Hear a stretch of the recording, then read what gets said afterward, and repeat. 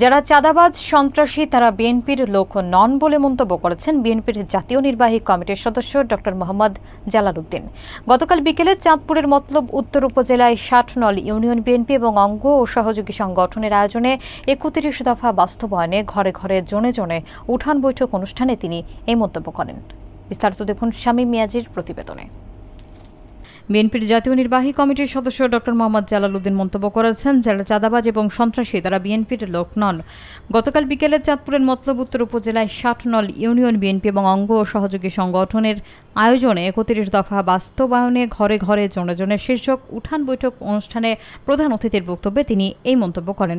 তিনি বলেন, বিএনপির বিরুদ্ধে দেশি বিদেশি ষড়যন্ত্র করা হচ্ছে এবং এই সকল ষড়যন্ত্র মোকাবেলা করে নেতাকর্মীদের ঐক্যবদ্ধ থাকতে হবে। তিনি আরও বলেন, জনগণের আস্থা নষ্ট হয় এমন কোনো কাজ করা যাবে না এবং মানুষের আস্থা ও ভালোবাসা অর্জনে দলের নেতাকর্মীদের এক থাকতে হবে। তিনি সকলকে সজাগ থাকার আহ্বান জানান এবং হুঁশিয়ারি দিয়ে বলেন, ষড়যন্ত্র করে বিএনপিকে দমিয়ে রাখা যাবে না। উপজেলা শ্রমিক দলের সিনিয়র যুগ্ম সাধারণ সম্পাদক খোকন ব্যাপারীর সভাপতিত্বে এবং উপজেলা স্বেচ্ছাসেবক দলের যুগ্ম আহ্বায়ক মফিজুল ইসলাম শান্তর পরিচালনায় এই বৈঠক অনুষ্ঠিত হয়।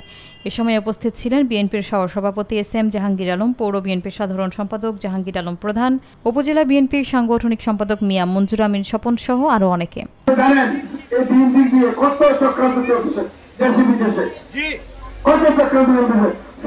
আমরা যদি উত্তেজিত হয়ে যাই, চক্রান্ত আরো বেশি চক্রান্ত রূপ দেবে। আমাদের নিজের ভোটের জন্য আসে নাই, আমি দলের খুশির ভোটের জন্য না হয়, কোন নেশা করতে যেন স্থান না থাকে, ভালো করতে যেন স্থান না থাকে, সেইটা থেকে আপনারা খেয়াল রাখবেন। বিএনপি এমন একটা দল, তারা কোন সন্ত্রাস করে না, চাঁদাবাজি করে না।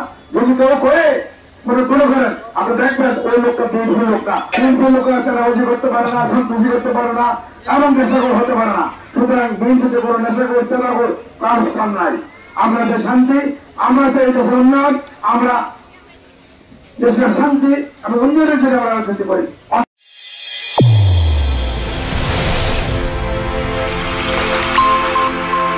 চ্যানেল A1 হৃদয়ের স্পন্দন।